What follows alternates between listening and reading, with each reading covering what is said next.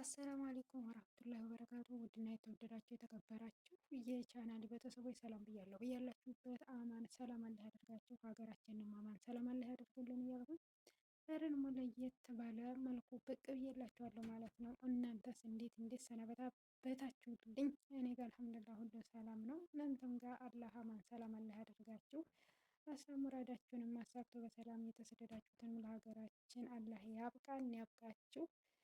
ሀገራችንም ላይ ያሉት ወንድሞቻችንም በሰላም አገር አማን ሰላም ሆኖ ርዝቃቸውን ከፍቶ አላህ የሚያረጋጋ ነገር አላህ ይፈለን እያልኩኝ ዛሬ እንግዲህ እንደምታዋት እጥን ምጥን ያለ ቪዲዮ ይዤላችሁ መጥቻለሁ ማለት ነው። ታዲያ የዛሬዋ ቪዲዮ ምን ትሆን የሚለውን አብረን የምናይ ይሆናል ማለት ነው። እንግዲህ እንደምታዩት አብዛኛውን ሙዝ በተለያየ መልኩ ለተለያየ ነገሮች እንጠቀመዋለን። እንዲሁም ለፊታችን፣ ለፀጉራችን እንዲሁም በተለይ ለቆዳ ዙሪያ እንጠቀመዋለን ማለት ነው። ታዲያ ዛሬ እኔ በቀላሉና ለችኮላ የሚሆን እኛንም የሚጠቅም በተለይ አጥንታችንና እንዲሁም ደግሞ ለጉሮሯችን ጠቃሚ የሆነ በጭማቂ መልኩ ሰርተን በቀላሉ በትንሹ ደቂቃ ሰርተን እንዴት መጠቀም እንዳለብን የማሳያችሁ ይሆናል ማለት ነው። ታዲያ ሙዙን ምንና ምን ጨምረን ብንጠቀመው ይጠቅመናል?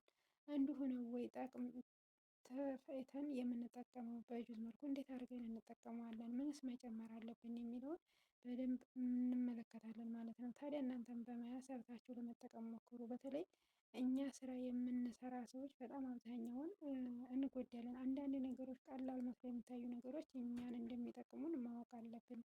ምክንያቱም ይደክመናል። በሚደክመን ሰዓት ስራ በጣም በምንለፋበት ሰዓት በጣም እኛ ሰውነታችን የመድረቅ ባህሪ ያለው እና ለዛ ይጠቅመናል። በተለይ ለጤንነታችን ጠቃሚ የሆኑ ነገሮች ያሉት እና አብረን እስከ መጨረሻው ድረስ እንመልከት ማለት ነው።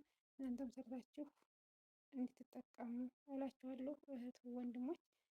ስለዚህ ይህንን ወንድም ማለት ሴትም ሰርቶ መጠቀም ይችላል። ሁላችንም የመስራት አቅሙ አለን ማለት ነው።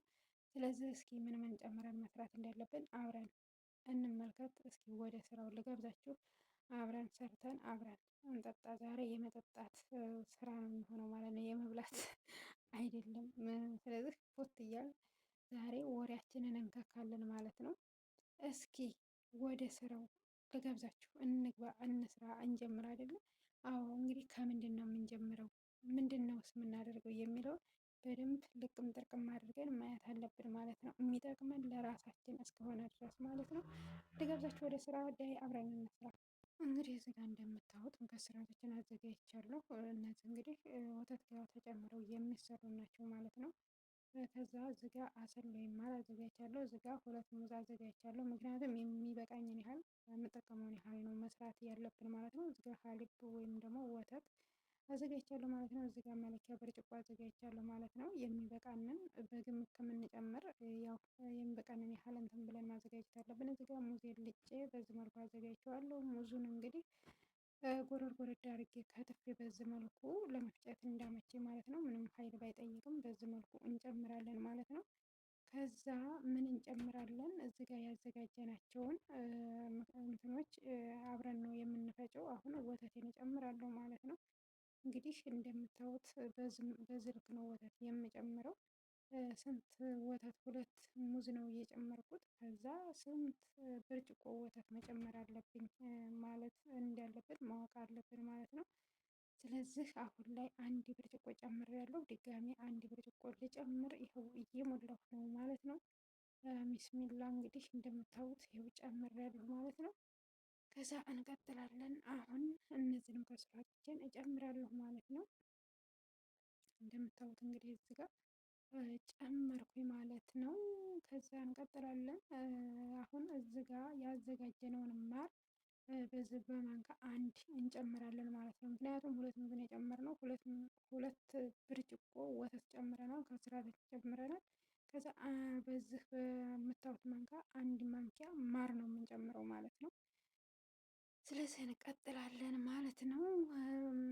አሁን እንደዚህ አድርገን እንደባለቅና እንፈጫለን ማለት ነው። እንደምታዩት ማሩ መጨረሻ ከታች ነው የወረደው እንደምታዩት ማለት ነው። ስለዚህ ሲፈጭ ይደባለቃል ማለት ነው። ልብ ብላችሁ እውት ማለት ነው። ይጠቅመናል። በነገራችን ላይ ለአጥንታችን ጠቃሚ ነው። ሁለተኛ ደግሞ ለራስ ለራሳችን በተለይ ራሳችንን እንትን ለሚለን በጣም ጠቃሚ ነው። ከላይ አብዛኛውን ብንጠቀመው ሙዝ ብንጠጣው ደግሞ ይበልጥ ይጠቅመናል ማለት ነው እላችኋለሁ ውዶችዬ። በደንብ ማየት ይጠበቅብናል። እንደምታዩት እንግዲህ እንትኖች ውስጥ ጋር እንዴት እንደተፈጩ ይታያቸዋል ብዬ ተስፋ አደርጋለሁ። ከዛ እንደዚህ አድርገን ፈጭተን ጨርሰናል ማለት ነው። አሁን ይህንን የፈጨናቸውን እንትኖች እናጠላለን ማለት ነው። ከዛ ጥለን እናስወግዳቸዋለን ማለት ነው። ምክንያቱም ስለሚፈጭ ስለሚደቆስ የሁላችሁ ምን መስሎ እንደወጣ ማለት ነው። ማሻአላ ጥርት ብሏል ማለት ነው። ከዛ አንቀዳና እናትዬ ምን ብዬ ልንገራችሁ ጣዕሙን ማለት ነው። ወቸሰስ ይሁላችሁ ይሄንን በመሰለ መልኩ ሰርተን እንግዲህ የዛሬው ቪዲዮአችን ይሄን ይመስል ነበር። እዚህ ሰዓት ድረስ ስለተከታተላችሁ በጣም በጣም አድርጌ አመሰግናለሁ ውዶችዬ። ክፉ አይንካብኝ። ሁላችሁንም ውድድድ ይዳረጋችኋለሁ። ከኔ በላይ አላህ ሱብሃነሁ ወተዓላ ይውደድልኝ። ባላችሁበት ሰላማችሁ በዚህ ተረፍረፍ ይበልልኝ። ሰላም አለይኩም ወራህመቱላሂ ወበረካቱ።